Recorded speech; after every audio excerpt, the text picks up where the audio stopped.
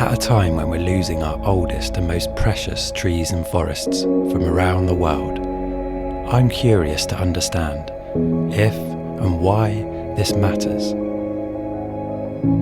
to all of us. Welcome to the Meaning of Trees podcast. I'm Tom Hill, and it's here that I meet with people from all walks of life to explore the answers to one essential question. What do trees mean to you?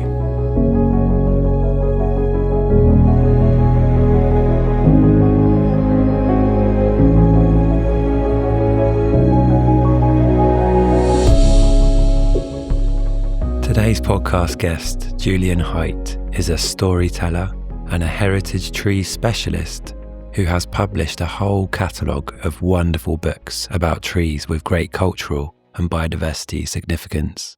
He leads regular tours at Windsor, sharing forgotten tales and hidden history from the ancient forests of old, and he's travelled the world to seek out, photograph, and absorb the majesty of colossal and ageless trees around the globe. I hope you enjoy our expansive conversation here. Julian, thanks for meeting me on this lovely summer's evening to chat all about trees.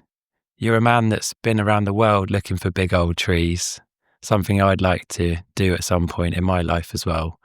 And yeah, you've put quite a few books out into the world with some beautiful photographs, lots of stories attached to them. And I feel like you're the perfect guest to have on my podcast to delve into some of that. But yeah, how are you doing tonight? Yeah, very well. Yeah, thanks for having me on. It's great. Pleasure to be here, really. Thanks. Yeah, no, you're someone I've wanted to chat to for a while. So yeah, excited to get into it. And I always launch off with the question of what do trees mean to you? I suppose it's about balance for me. You can go for a walk if you're down in the dumps, and it doesn't take long if you're in the woods for that mood to lift. But for me, it's the ancient trees that really fascinate me and really inspire me, if you like. You know, it's that sort of history and heritage, it's culture, it's heritage, but it's also the fantastic biodiversity they provide. And there's something just awe-inspiring about fantastic trees. So, and I mean, I'm a musician and I'm playing a punk rock band, and then half the time I find myself sitting under a tree, you know. So I think it's just part of that life balance.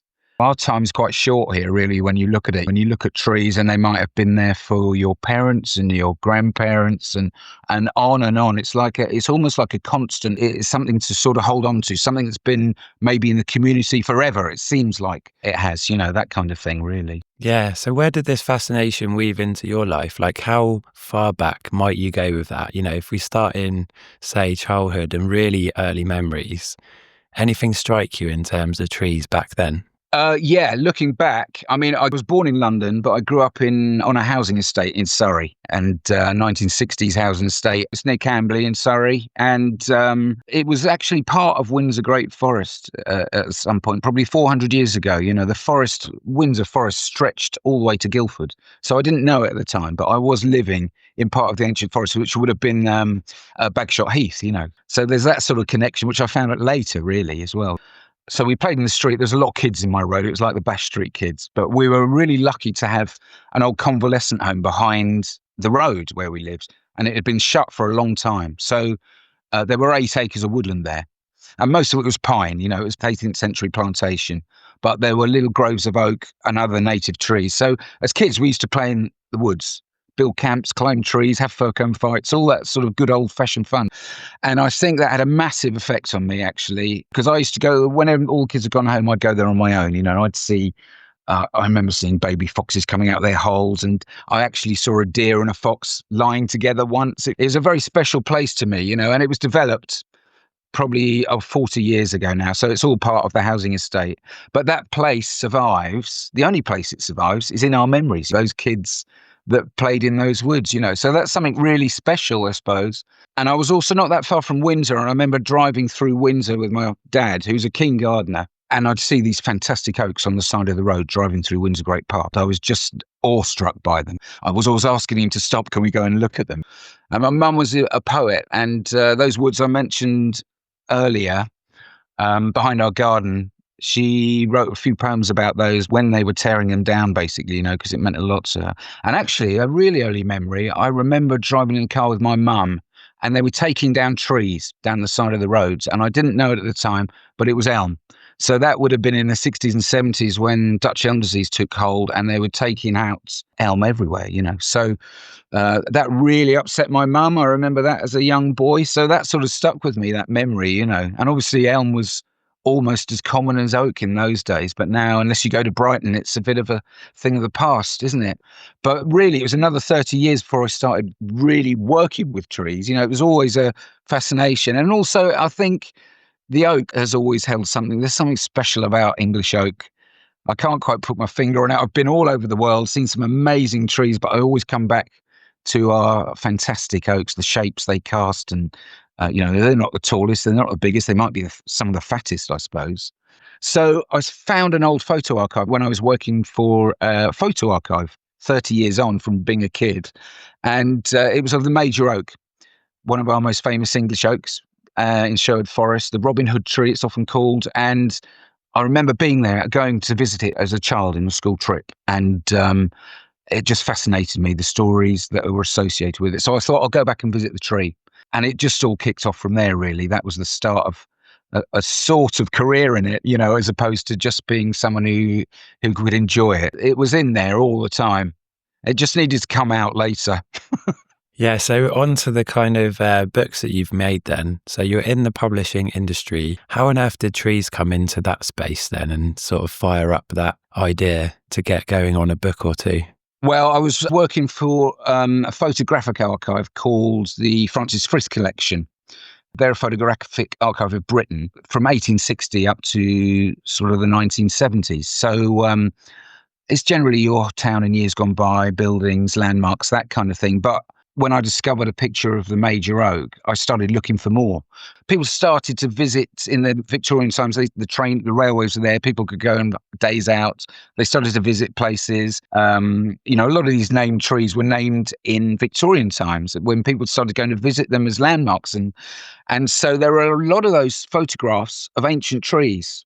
And once I found the one of the major oak, I looked for others. And once I'd had, I don't know, a clutch full of these trees and gone to visit them, I found that they were still there 120 years later, I mean, how old are these trees? 600, 800, 1,000 years? We just don't know, do we? But when you look at a 100-year-old photograph and you see the tree now and you realise there's barely any change perceivably, maybe it could be. I mean, 300 years young, 300 mature, 300 carry that old saying. We made books about then and now towns, and I thought I could do this with trees, basically. So that was the sort of inspiration.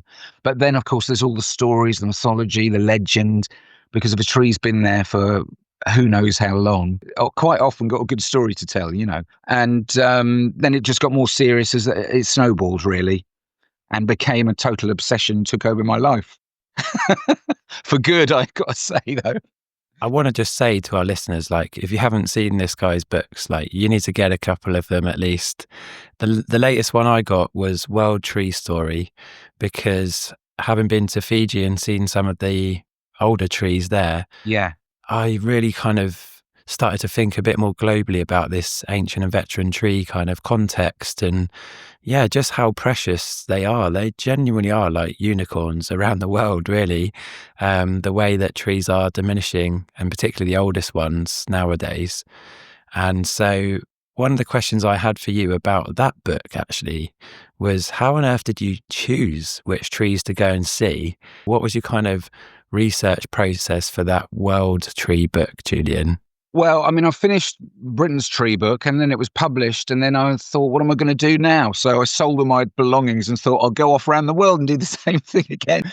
But really the starting point, because I had a system by then with the other book, find an old photograph or an engraving or a painting, to give it that visual dating and historic context, if you like a good starting point, then and now, if you like. So that's where I started. So I trawled, the internet and bought loads and loads of postcards. I've got a huge collection now. But then you meet people and you talk to people. I mean, some of the trees were go and visit the tree and someone would show me. They'd say, there's one tree that is the Silton Oak, also known as Wyndham's Oak near me, and it's in Dorset. 10-metre girthed oak, one of our 100 or so massive giant oak trees. And I went there. It's on a farm. It used to be a manorial estate, as they often are. And now it's a farm. And I was photographing the tree, and the farmer came out and asked me what I was doing on his land, which is a perfectly good question. When I told him I'm writing a book, he took me in his house, and on the wall was this wonderful painting of the tree from 1850, just little things like that. So I suppose there's a lot of detective work going on, reading books, trawling the internet, meeting people, talking about it, and then having little lucky chances like that along the way.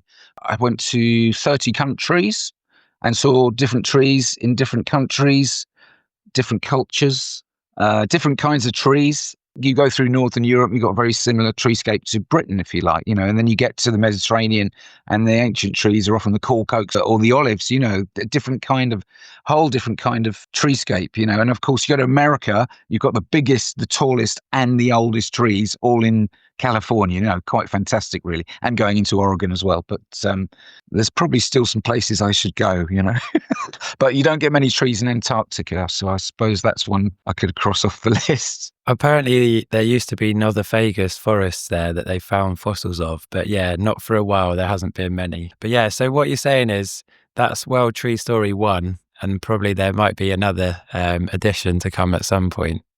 I don't know. Maybe. I mean, coming back from that, I felt I learnt a lot about our country, and thankfully we've got a lot of ancient trees in Britain. I mean, quite often said we've got more than Northern Europe, but still only, I think, about 120 English oaks over 9 meters in circumference. That doesn't sound a lot, does it, when you put it in those terms? When you were abroad, was there any one particular tree that really kind of made its mark on you? Well, California was fantastic because, like I said, they've got the tallest, biggest and oldest trees all in the same county.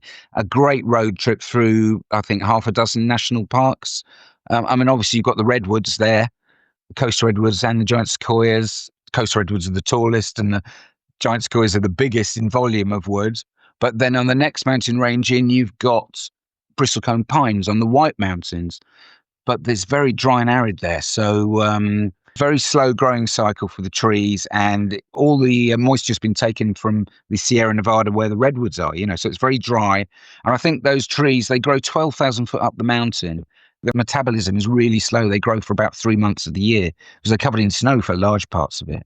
And it's thin air. It's quite difficult to breathe up there. The little stunted bristlecone pines, they look half dead. They might just be supported by one strand of bark. But they found that those trees live for 5,000 years, which is just incredible. And that's scientifically proven with an increment borer. They don't hollow out like our trees. We'll never know exactly how old our British ancients are because they're always hollow. So you can't, without a known planting date, you can't get an accurate, it's always an estimate. And of course, they thought the sequoias were the oldest trees because they're biggest, so they must be the oldest, right? But a guy called Ed Schulman had a different idea. He thought these bristlecone pines could be really old. So just being in the presence of those trees was pretty fantastic. I went early in the morning. There wasn't a soul around at that time, which is a great way to experience it. And it's literally a grove of ancient bristlecone pines, and that's all there is. They used to grow further down the mountain, but as climate warms, they move up the mountain. There's not much room left to go, so pretty fantastic to see a tree that's 5,000 years old. And bringing that back to Britain, we'd say an oak tree may be 1,000 years old. A yew tree may be 2, 3, 4,000 years. We don't know. But when you see that trees can live for that amount of time, scientifically proven, then that just brings back some credibility for saying maybe our trees are that old, Amazing. Yeah, it kind of ramps up that reverence, doesn't it, even more? Absolutely. And also, Japan was pretty fantastic.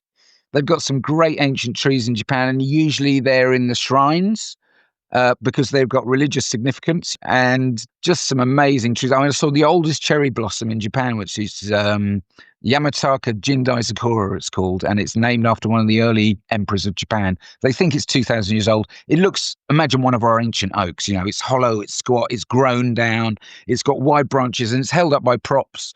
Every bough is propped. And the reason it's propped is because it's a sacred tree, and that's why it's still there. So the will to keep it is very strong. That was fantastic. Actually, I nearly didn't get to see it because it was my last day in Japan, and I wasn't sure I'd quite done enough. It was pouring with rain, just like England. I had a heavy rucksack. I thought, I've got one day left. And I looked online to find out how to get to see this tree. It's in the middle of the island of Honshu in the Japanese Alps. So it was sort of 4 or 5 train journeys with 2 minutes change over between each one. All the signs are in Japanese. There's very little English there. And I thought, oh, no, I'm going to go and see the sights in Tokyo because, it'll never work. But it had been going over my mind in the evening. And I got up, put my rucksack on and went. Every train was bang on time. And I got to Hokuto, this little town, and it was still tipping down with rain. And I had a big rucksack. I was going to hike to the tree 5 miles from Hokuto. And there was one taxi driver in the car park. So I tried to converse with him, but he didn't speak any English. So I showed him my camera and said one of the few Japanese words I knew, which is sakura, cherry blossom. And he took out his phone and showed me a picture of the tree. He knew it, of course. And he wanted 3,000 yen. I only had 2. He took me anyway and drove me to the tree, gave me his umbrella, and he waited there while I photographed this fantastic tree in full blossom. And I'd missed the blossom in Tokyo because it's that fleeting beauty which doesn't last. You can't quite time when it's going to come. They have parties in the park, hanami they call it, and drink sake. It's so important, But I got up into the mountains because it's cooler there. The tree was striking, in pink. And it was just fantastic. So that was a magic moment and a good lesson to me. Just go for it, basically, if you want to do something, I think sometimes the odds might feel a bit stacked against you, but it adds to that sense of adventure then. And if you do get to experience and meet a tree after that kind of jeopardy to get there, it just only adds to the whole experience, I think. Yeah.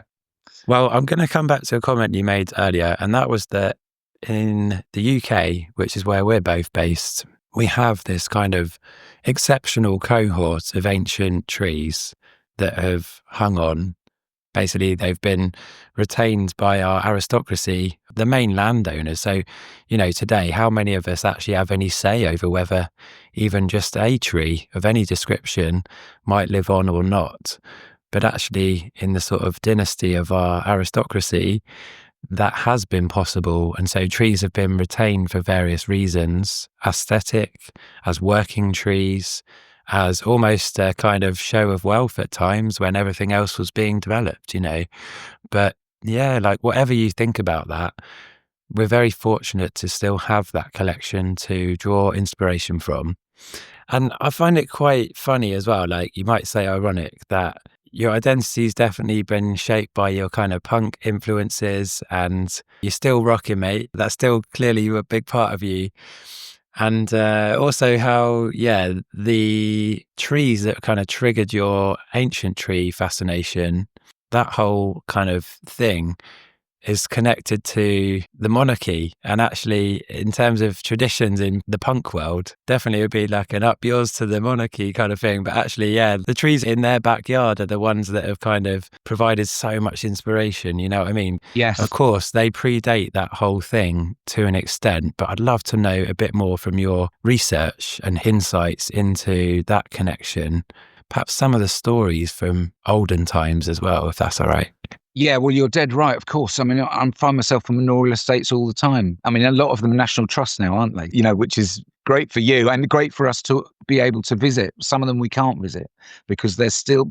But you're right. I mean, a great example is Windsor. So Windsor was the first Norman royal forest. It was already a Saxon forest before the Normans invaded. But after the conquest, William made Windsor his first royal forest because he was a keen hunter. And he did that for several reasons. He did it because Windsor was the place to build a castle and defend London from the Saxons that were still trying to fight them. It was on the river, so it was good transport. But there must have been good hunting treescape there for him to use. And that's why he made his forest there, because the royal forests were obviously enclosed for the hunt, for the benefit of the monarch.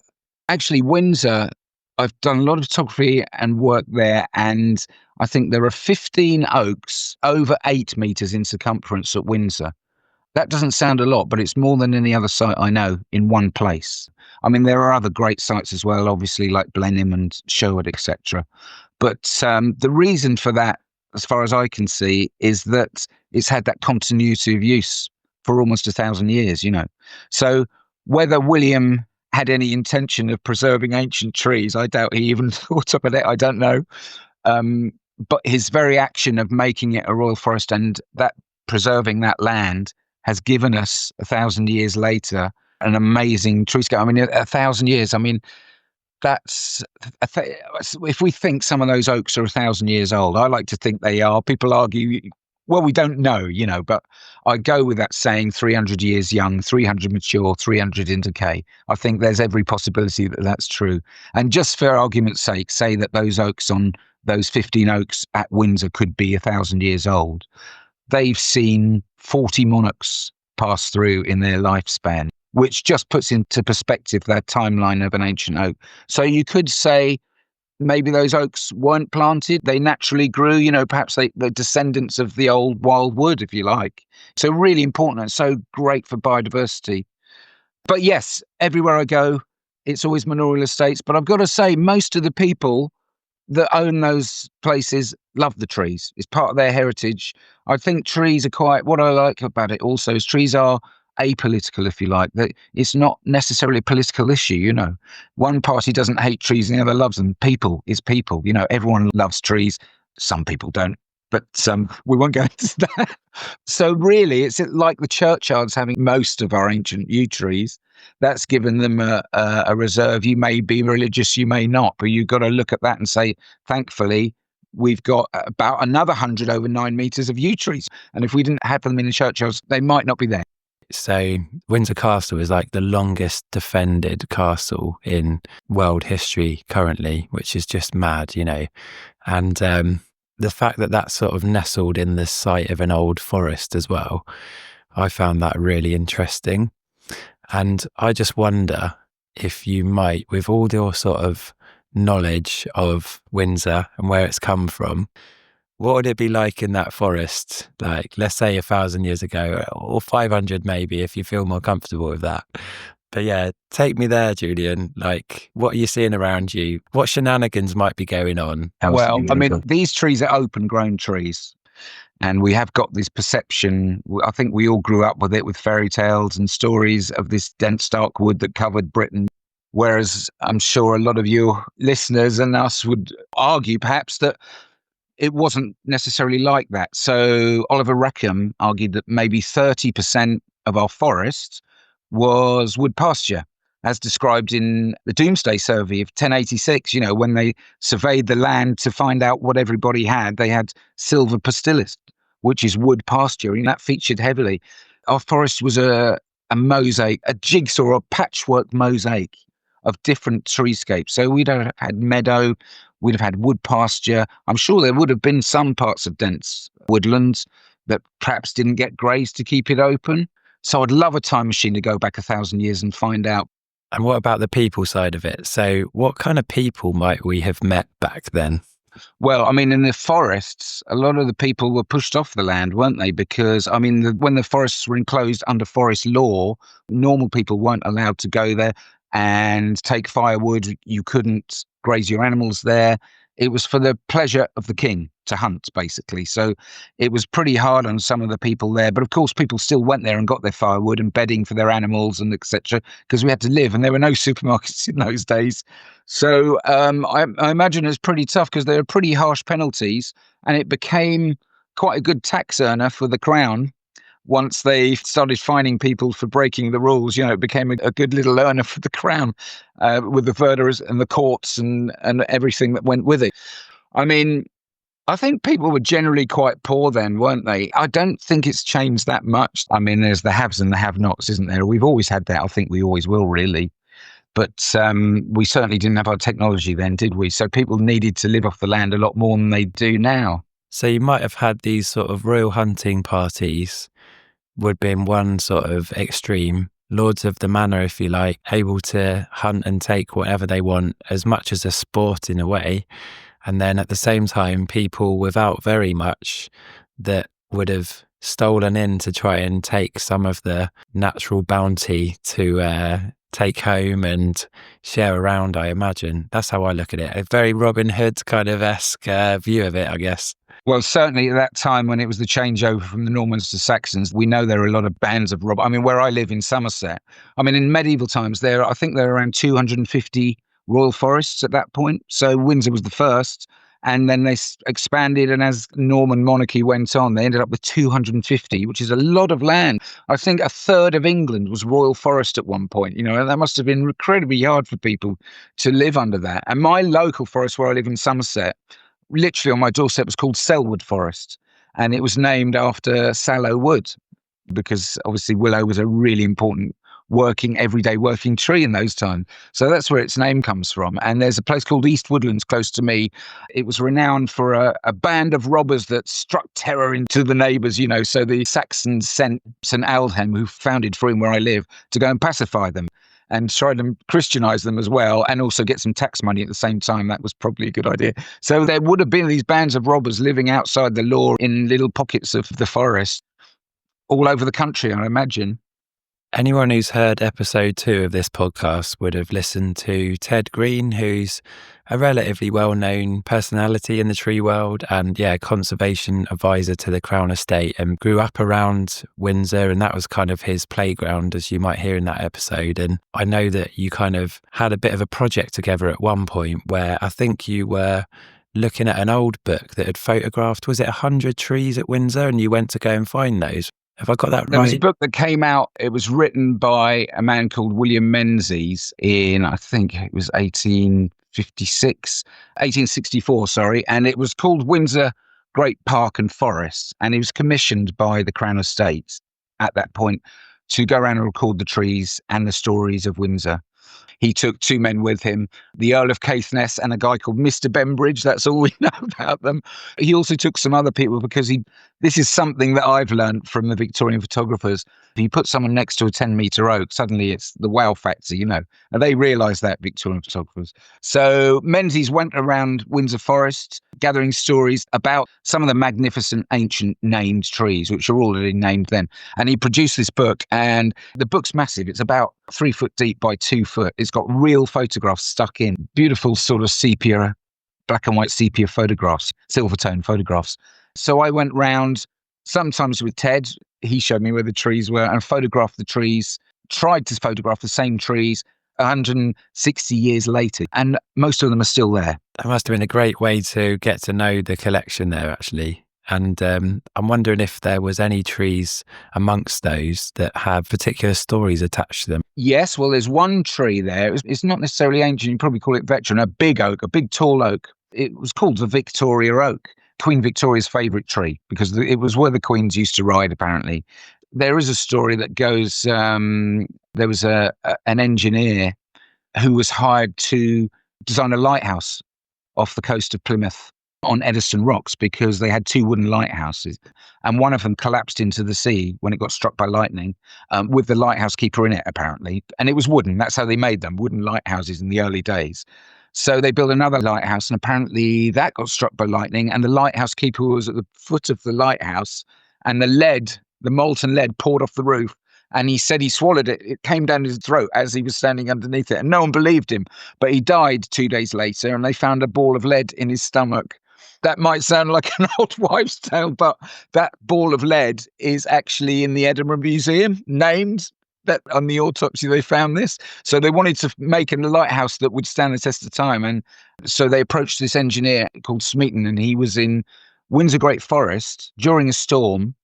And apparently he was watching the Victoria Oak, and it was it was a lighthouse-shaped tree, It started with a wide base and then it curved in like this. And he noticed it had flexibility.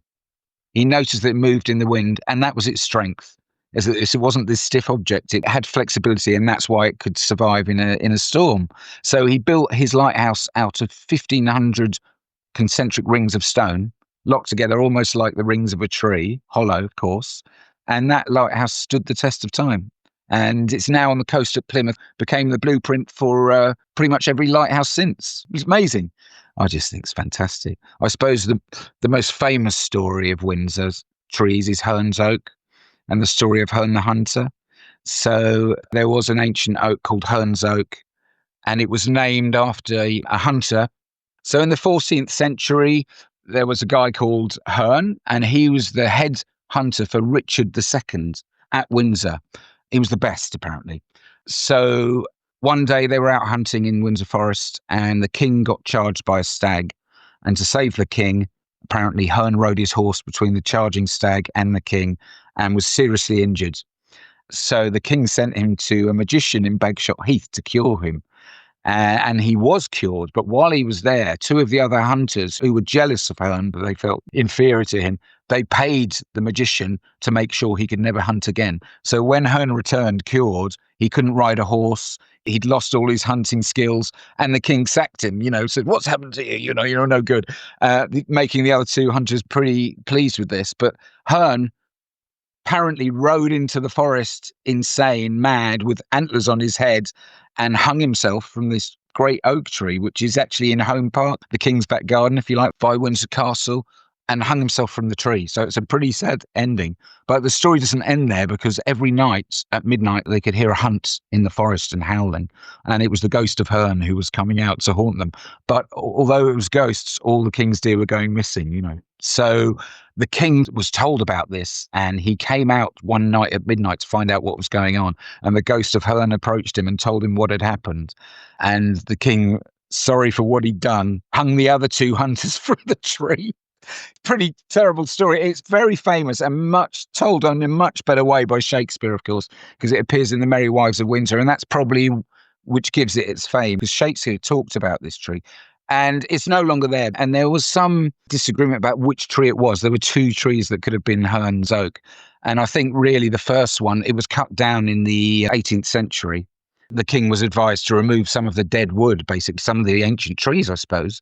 And he said yes, but he didn't realise they were going to take out the famous tree of Hearn. So they renamed another tree Hearn's oak to keep the story going. And I mean, that tree was photographed. It probably wasn't the original tree, but it was close by. And that tree's now gone, but we still have a Hearn's oak, which was planted by Queen Victoria, and is probably 100 years old. It's actually grown to about 5 meters, which is pretty amazing. So yeah, that's probably the most famous tale of Windsor and the oaks. And actually a piece of the oak, there is a book about Hearn's oak written in Victorian times, and the cover they made from a piece of the timber that was Hearn's oak for the front cover. So it's a really nice thing to see. Yeah. Yeah, that's a cracking story. Thanks for that one. Yeah, see Shakespeare for the better version. On a very different track, I've got a question for you that might be tricky to answer, but I'm going to ask it anyway. So in quite a lot of my recent conversations with people, we've been speaking about indigenous cultures, older, more traditional cultures, and actually those exist all around the world. And they are all very different depending on where people are and kind of what influence there have been and what their natural environment is like. There's all manner of different expressions of what traditional kind of practices and traditions, rituals and beliefs look like. But at the same time, what we definitely see as a common thread in those is a kind of deep reverence for nature and other living things, and particularly trees where they have been present for a long time. So one of my curiosities at the moment is about, in this country where we live in the UK, I wonder kind of what would our own version of indigenous culture have looked like? And in looking into ancient trees and the stories attached to those and some of the history with them, are there any sort of thoughts that you've got about what our own indigenous culture might have looked and felt like back in the days? Yeah, okay. I'm going to talk about some culture from abroad, actually, and bring that back here, because that's something that I feel that I've learned and is relevant. Because although cultures are different, I think there's a lot of common ground as well, where people are not necessarily the same, but pretty much the same. We've all got the same needs. I mean, I'll go back to Japan, because they still have the Shinto religion there, sort of Shinto and Buddhism. But the Shinto, if you like, you could call it a pagan religion. So I went to visit a tree in a town called Atami. Again, the tree itself was the shrine. And actually, they decorate a lot of the sacred trees with what they call a shimanara. It's a rope with little flags on it. You might have seen them. If you put one of those around a tree, that denotes that it's a sacred tree. And when they say sacred tree, they think the spirit itself is within the tree. So this camphor tree I went to see in Atami is the central to the shrine. People queue up. It was 10 meters in circumference, a huge ancient tree. It's been there for, we don't know how long it's been there, but they estimate 2,000-year-old tree. And people queue up to pray to the tree because the spirit is in the tree. They call it the kami. So the kami resides in the tree. It might be in a waterfall or a mountain or another incredible landmark, but very often hollow trees. So I queued up with everybody else to watch what they did. And it's an everyday thing for them. And it felt totally natural being in that situation. You queue up at the tree and you wait your turn. And when you get to the front, there's 2 claps, 2 bows, and you say your wish and make a lap of the tree, or your prayer if you like, and you do a lap of the tree, and then it's on to the next person. So I did that myself. And actually, the other thing about that tree is every lap of the tree you do, you add a year to your life. That's an extra bonus. And that really struck me because it just felt so natural in that environment. That has lasted a very long time. It's come through. So that really hit home. And another time I was in France, and we were in a forest just south of Paris, Forêt de Breton. I was looking for an ancient tree called La Chêne Couvée, which is an old oak. And it's not quite on the scale of ours, but it was a 7-meter multi-stem tree in the middle of quite a dense forest. And when I got there to see the tree, there was an old elderly lady. She must have been in her 90s, I think. And she was, quite slow moving. And she was with her son, who seemed quite elderly himself, helping her there. When she got there, she put her hands on the trunk of the tree. And I wanted to know what she was doing. So I went and asked her. And she said, she didn't speak English, but she said, basically, I'm feeling the power of the earth. So I touched the tree myself, and I literally touched the trunk, and she went, no. And she grabbed my hands and just pulled them back a little bit. And I tried to feel it. I couldn't feel anything, but I was just struck by that because this wasn't some new age belief or something, if you like. It was the old ways. She'd brought this from Belgium, I would think, passed down through the ages. So whenever I go and visit an ancient tree, I do that now. And I feel like I can sense something, whether that's the kami or the spirit in the tree, or whether it's just literally the power of the tree, thinking of all the movement that's going on there, the amount of water that's being, I don't know. But I definitely do. I have learned to sort of feel something. What that is exactly, I couldn't tell you, but I do think we've only got stories passed down from our pre-Christian heritage, really, because the Druidic, the pagan religions were oral, weren't they? So there's no written records. We've got bits and pieces and things maybe passed down a long way through word of mouth. But, we do have this idea that the Druids worshipped around hollow trees, don't we? And the spirit was in the tree. So I think that you could maybe look at Japan and say, well, that was going on there, maybe. And I mean, I think of our sprites as maybe being a wren coming out of a hollow tree or something. And we find yew trees in churchyards that could be pre-Christian, maybe, again, we don't know. The churches were probably built there to make sure that people still came to the sacred places so that, they could carry on in that sense. So I'd like to think that there's something in that, really, for us. Although it's a very hazy memory for us now, really, isn't it? Yeah, I mean, even the word druid, I think it gets its roots from oak Noah. Exactly, yeah. Knowledge, yeah, wisdom, the wisdom of the trees, isn't it? Yeah, and thanks a lot for sharing that, because I think it is important that we keep some kind of curiosity about some of those older ways and things that we might not fully understand or even need to understand, really.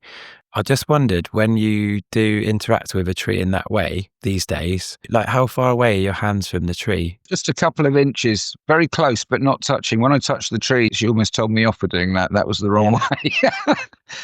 That's really interesting. I've been lucky enough to meet a lot of ancient trees, and I definitely remember that when I used to meet them, I was a lot more kind of gung-ho. I was really excited. I still get super excited.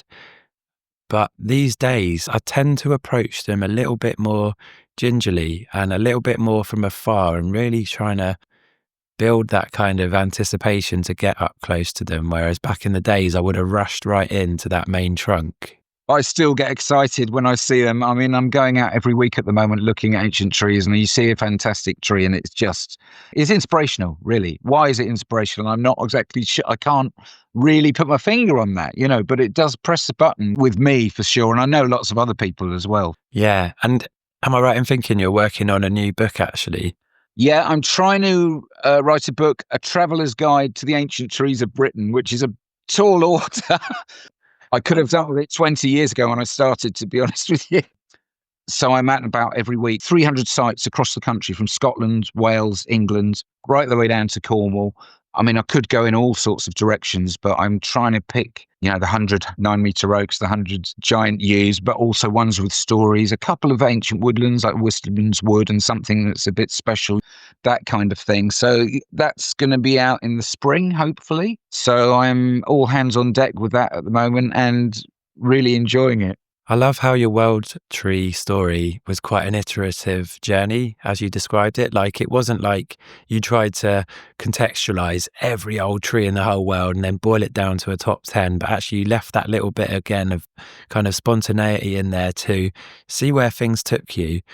And with this latest book, how have you come to the final cut on that one, or is it still an open-ended venture for you? I think I'm pretty much there, but then I keep discovering new things, like some of your posts I see, like you put one up today, I think, of like this incredible lime tree at Bickling. I didn't know about that. I've probably got the bulk of it, but there's additions as I go. And also when you're out and about, you might find one or two as well, which is the joy of it, really. Discovery and finding an ancient tree is a great feeling, isn't it? Well, thanks a lot for chatting, and I'm going to just start to steer things towards a bit of a round off on this interview. Britain's Ancient Forest, Legacy and Lore is one of your books, and with that, you created a little album, actually, didn't you? So we're going to play one of those tracks in a minute. If we go with Coit Muir, is it? It's Coit Muir. It's like old British. It's like the old Welsh, if you like. It means great wood.